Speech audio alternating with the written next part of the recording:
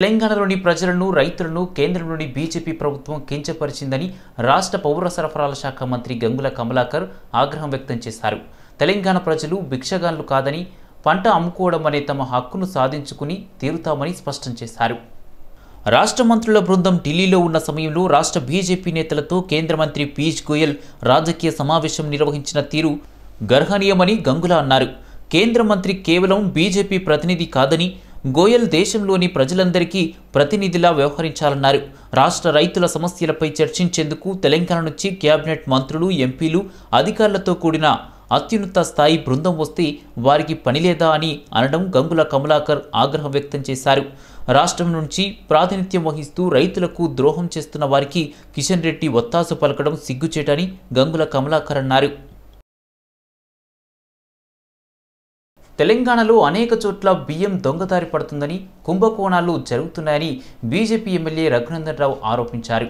రాష్ట్ర ప్రభుత్వానికి రైతులపై ఏమాత్రం చిత్తశుద్ధి, ధాన్యం సేకరణ అంశంలో ఉద్దేశపూర్వకంగానే జాప్యం చేస్తున్నారని రఘునందన్ విమర్శించారు.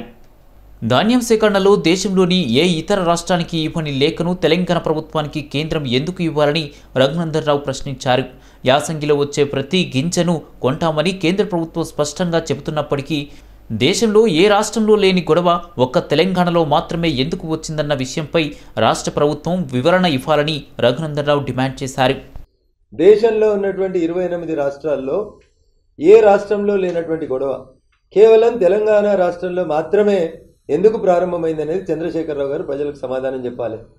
మీడియా ముందుకు వచ్చి గంటలు ఉపన్యాసాలు ఇచ్చేటువంటి ముఖ్యమంత్రి గారు ఎందుకు 27 రాష్ట్రాల్లో, అందులో కాంగ్రెస్ పాలిత రాష్ట్రాలు ఉన్నాయి, దీదీ పాలిస్తున్న రాష్ట్రం ఉంది, నవీన్ పట్నాయక్ గారు పాలిస్తున్న రాష్ట్రం ఉంది, సంకీర్ణ ప్రభుత్వం మహారాష్ట్రలో ఉంది, కాంగ్రెస్ ప్రభుత్వం ఛత్తీస్గఢ్లో ఉంది, పంజాబ్లో ఉంది. ఈ దేశంలో మిగతా 27 రాష్ట్రాల్లో ఎక్కడ లేని పంచాయతీ తెలంగాణ రాష్ట్రంలో మాత్రమే ఎందుకు వచ్చింది? భారత ప్రభుత్వానికి దేశవ్యాప్తంగా ఒక పాలసీ ఒకటే ఉంటుంది. ఒక ఊర్లో ఉప్పుడు బియ్యం కొంటాం, ఒక ఊర్లో దంపుడు బియ్యం కొంటాం, ఇంకో ఊర్లో రైస్ కొంటాం అని ఉండదు. దేశవ్యాప్తంగా భారత ప్రభుత్వానికి ఒకటే పాలసీ ఉంటుంది. ఆ పాలసీ ప్రకారం భారత ప్రభుత్వం వర్షాకాలంలో మీరు పండించి మీరు కొనుగోలు చేసిన వడ్లని రైస్గా మార్చి కేంద్ర ప్రభుత్వానికి ఎఫ్సిఐకి ఇస్తే ఇచ్చిన ప్రతి గింజను కొనడానికి కేంద్ర ప్రభుత్వం సిద్ధంగా ఉందని చెప్పిండ్రు. రేపు వచ్చేటువంటి యాసంగి పంటలో కూడా నిన్న వ్యవసాయ శాఖ మంత్రి మాట్లాడతాడు, నవ్వాలనో ఏడవాలనో అర్థం కాదు. ఆయన ఏమంటాడు, ఎండాకాలంలో వచ్చేయి ఉంపుడు బియ్యమే వస్తాయి అంటుండు. ఉంపుడు బియ్యానికి దంపుడు బియ్యాలకి తేడా తెలియకుండా చలికి నోర్లు గడ్డలు కట్టుకపోతున్నట్టున్నాయి మా మంత్రులకి.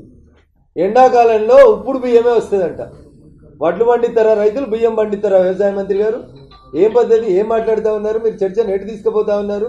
మేము అడుగుతున్నాం, మొన్న అక్టోబర్ నుంచి ఇంకా రోడ్ల మీద రైతన్నలు వడ్ల కుప్పల మీద పడి చనిపోతుంటే మీరు ఆ ప్రాసెస్ని ఎందుకు స్లో చేసిండ్రు? 2 నెలలుగా మీరు కొన్న వడ్లు కేవలం 62 లక్షల మెట్రిక్ టన్నులే అయితే మీ లెక్క ప్రకారం ఇంకా 40 లక్షల మెట్రిక్ టన్నులు కొనడానికి మీకు ఎంత సమయం కావాలి? మాట్లాడితే మేము 1 కోటి లక్షల మెట్రిక్ టన్నులు పండించినాం, 1 కోటి లక్షల మెట్రిక్ టన్నులు పండినాయని 1 నిమిషానికి అనుకుంటే అందులో 2 నెలలుగా మీరు కొనుగోలు చేసింది కేవలం 62 లక్షల మెట్రిక్ టన్నులు మాత్రమే. ముఖ్యమంత్రి గారు సాక్షాత్తు కేంద్ర మంత్రులు కలిసిపోయినరు. కేంద్రం నుంచి ఒక డెలిగేషన్ కేటీఆర్ నేతృత్వంలో ఒకసారి కలిసిపోయింది. నియోజకవర్గాల్లో ధర్నా చేసిర్రు, ఇందిరా పార్క్ దగ్గర ధర్నా చేసిర్రు, ఆఖరికి పోయి ఊర్లలో కూడా మా దిష్టి బొమ్మల్ని గాలిపెట్టించే ప్రయత్నం చేశారు. అంటే దీంట్లో రైతుల మీద శ్రద్ధ కంటే మీకు రాజకీయ కోణం, హుజురాబాద్ ఎన్నికలలో మేము గెలిస్తే దానికి బదిలా తీసుకోవాలనేటువంటి ఒక దుర్మార్గమైనటువంటి ఆలోచన తప్ప ఈ రాష్ట్ర ప్రభుత్వానికి ఇంకేం లేదు. జవహర్లాల్ నెహ్రూ కాలంలో కాంగ్రెస్ పార్టీ అధిష్టానంలో ఎఫ్సిఐ ఏర్పాటు చేయడం జరిగిందని కాంగ్రెస్ నేత జగ్గారెడ్డి అన్నారు. 73 సంవత్సరాలుగా, అంటే మొన్నటిదాకా యూపీఏ ప్రభుత్వం ఉన్నప్పటిదాకా వరి ధాన్యం కొనుగోలు సమస్య లేదని జగ్గారెడ్డి తెలిపారు. కేంద్ర రాష్ట్ర ప్రభుత్వాలు రైతు పంటను కొనుగోలు చేయడంలో డ్రామాలు ఆడుతున్నాయంటూ జగ్గారెడ్డి ఫైర్ అయ్యారు. తెలంగాణ ఆరోగ్య శాఖ మంత్రి హరీష్ రావుపై బీజేపీ జాతీయ ఉపాధ్యక్షురాలు డీకే అరుణ నిప్పులు చెరిగారు. పేదలకు పట్టాలు ఇచ్చిన స్థలంలో నర్సింగ్ కాలేజీ కట్టడం సిగ్గుచేటని డీకే అరుణ మండిపడ్డారు. గద్వాల జిల్లాలో విద్యాశాఖ మంత్రి పర్యటనకు ముందు బీజేవైఎం నాయకులతో పాటు అఖిలపక్ష నేతలను అరెస్ట్ చేయడాన్ని డీకే అరుణ ఖండించారు. తాను మంత్రిగా ఉన్నప్పుడు అర్హులైన పేదలకు ఇళ్ల పట్టాలు ఇస్తే నేడు అదే స్థలంలో నర్సింగ్ కాలేజీ నిర్మాణం కోసం శంకుస్థాపన చేయడం వెనుక ఆంతర్యం ఏంటని డీకే అరుణ ప్రశ్నించారు. టీఆర్ఎస్ నేతలు భూములను విచ్చలవిడిగా కబ్జాలు చేయడం వస్తుంది కానీ నర్సింగ్ కాలేజీ కోసం భూమి దొరకడం లేదా అని డీకే అరుణ ఎద్దేవా చేశారు. గద్వాల్లో 100 ఎకరాల ప్రభుత్వ భూమి ఉన్నప్పటికీ కావాలని పేదలకు ఇచ్చిన పట్టా భూముల్లో నర్సింగ్ కాలేజీ నిర్మాణ పనులు చేపట్టడం దేనికి సంకేతం? వైద్య ఆరోగ్య మంత్రి జ్ఞానం లేకుండా వ్యవహరిస్తున్నారని డీకే అరుణ నిప్పులు చెరిగారు. ఖచ్చితంగా కేసీఆర్ ప్రభుత్వానికి ప్రజల ఉసురు తగులుతుందని డీకే అరుణ ఆగ్రహం వ్యక్తం చేశారు.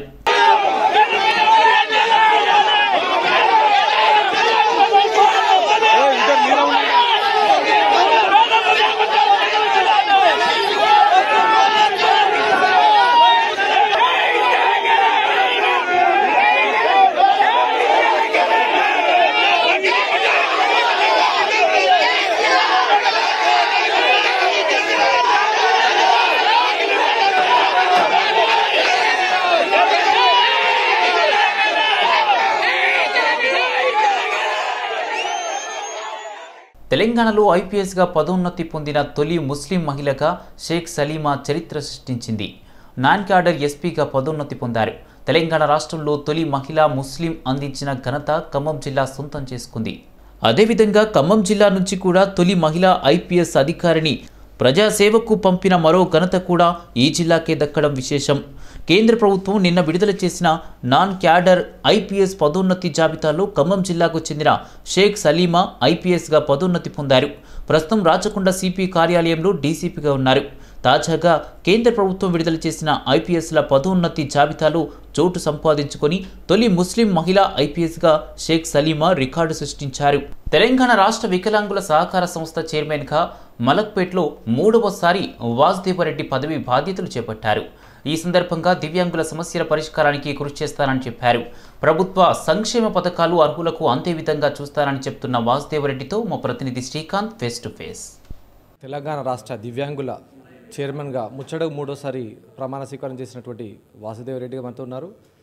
వారు ఈరోజు జరిగిన ప్రమాణ స్వీకారంలో మంత్రి కొప్పుల ఈశ్వర ఆధ్వర్యంలో వారి సమక్షంలో ప్రమాణ స్వీకారం చేయడం జరిగింది.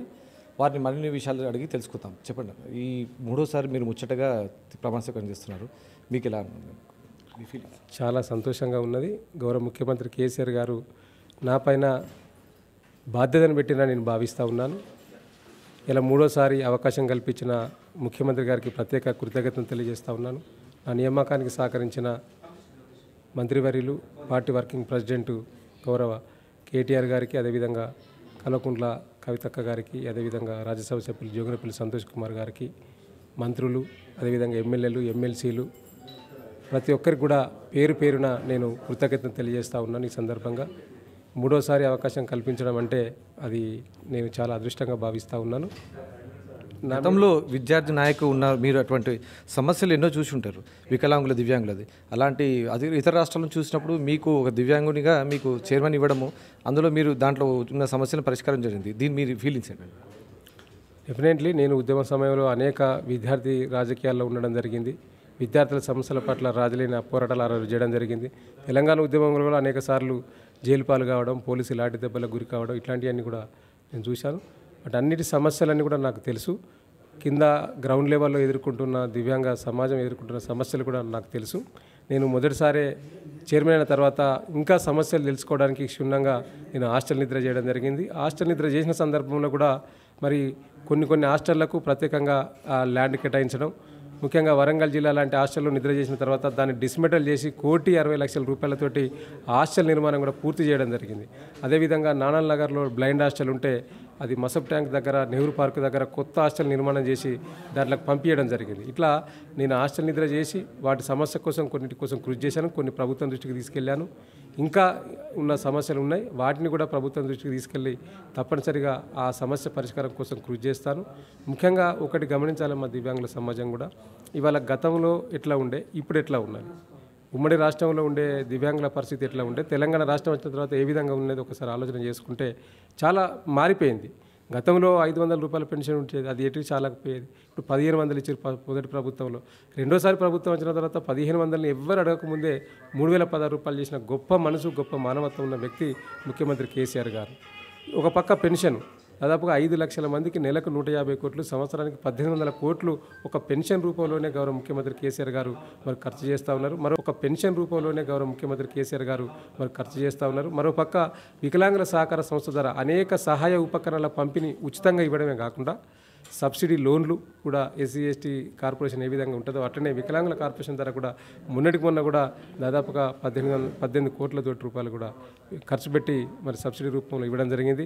అదేవిధంగా సహాయ ఉపకరణలు కూడా మొన్న ఏప్రిల్ మాసంలో 24 కోట్ల రూపాయలతోటి అనేక సహాయ ఉపకరణలు 1100 retrofitted motor vehicles, battery wheelchairs, laptops, 4G smart cell phones, normal wheelchairs, ఇట్లా అనేక రకాలైన సహాయ ఉపకరణలు కూడా ఈ వికలాంగుల సహకార సంస్థ ద్వారా మేము పంపిణీ చేయడం జరిగింది. భవిష్యత్తులో ఇంకా జిల్లాలో ఉన్న వారికి అందని పక్షంలో వాటిని కూడా మేము తెలుసుకొని చూసుకొని మా దృష్టికి వచ్చిన ప్రతిదీ కూడా రాష్ట్ర ప్రభుత్వం దృష్టికి తీసుకెళ్లి వెనువెంటనే వాటి తీసుకోవడానికి అదేవిధంగా సహకార సంస్థ ద్వారా వారికి అందజేయడానికి మేము సిద్ధంగా ఉంటామనే విషయాన్ని ఈ సందర్భంగా తెలియజేసుకుంటూ, గతంలో మరి ఇప్పటికీ ఈ 3016 రూపాయల పెన్షన్ ఏ రాష్ట్రంలో ఇస్తలేరు. గుజరాత్లో ఉన్న నరేంద్ర మోడీ సొంత రాష్ట్రంలో కావచ్చు, కర్ణాటకలో కావచ్చు, ఏ రాష్ట్రంలో బీజేపీ పాలిస్తున్న ఏ రాష్ట్రంలో కూడా 3016 రూపాయల పెన్షన్ ఇస్తలేరు. వాళ్ళు పర్సెంటేజ్ ప్రకారం కొంతమంది పెన్షన్స్ ఇస్తూ ఉన్నారు, కానీ ఎక్కడ కూడా 3000 ఇస్తలేరు. కాబట్టి ఒక్కసారి మనం అందరం కూడా ఆలోచించాలి. గౌరవ ముఖ్యమంత్రి కేసీఆర్ నాయకత్వంలో ఇంకా ఇంతకు రెట్టింపుగా తప్పనిసరిగా ఈ దివ్యాంగుల సమాజానికి న్యాయం చేసే విధంగా దివ్యాంగుల సమాజానికి ప్రభుత్వానికి మధ్య వారధిగా ఉండి నేను పనిచేస్తానని మరొకసారి తెలియజేసుకుంటున్నాను. మొత్తానికి రాష్ట్ర ముఖ్యమంత్రి అయినటువంటి కేసీఆర్ ఆధ్వర్యంలో జరుగుతున్నటువంటి అభివృద్ధి కార్యక్రమాలు ఎన్నో ఉన్నాయని, అందులో కూడా దివ్యాంగులకు కూడా ఎన్నో రకాలుగా సహాయ సహకారాలు అందించడం జరిగిందనేసి వాసుదేవ్ రెడ్డి చైర్మన్ గారు పేర్కొన్నారు. కెమెరామెన్తో శ్రీకాంత్, సిటీ విజన్, హైదరాబాద్. సికింద్రాబాద్లోని గణపతి ఆలయంలో సంకటహార చతుర్థి పురస్కరించుకొని ప్రత్యేక పూజలు నిర్వహించారు. పూజారులు అభిషేకాలు నిర్వహించినట్లు ఆలయ కమిటీ చైర్మన్ జయరాజ్ పేర్కొన్నారు.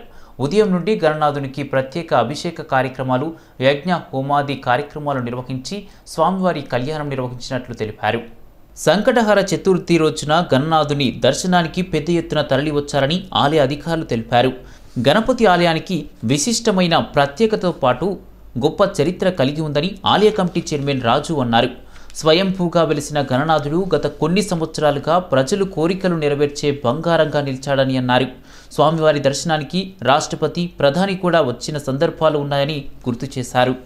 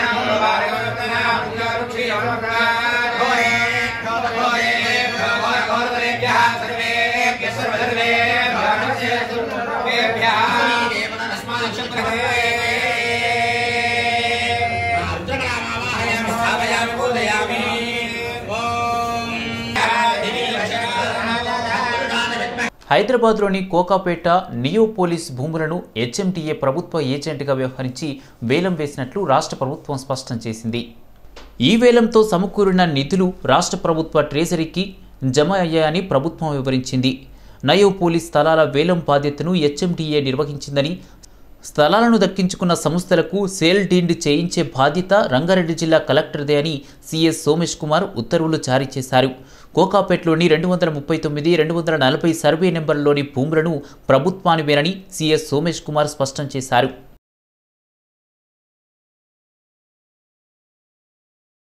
తెలంగాణలో రోజురోజుకు ఒమిక్రాన్ కేసులు పెరుగుతున్నాయి. తాజాగా 14 మందికి ఒమిక్రాన్ నిర్ధారణ అయింది. అదేవిధంగా తెలంగాణలో కొత్తగా 182 కరోనా కేసులు నమోదు కాగా ఒకరు మృతి చెందారు.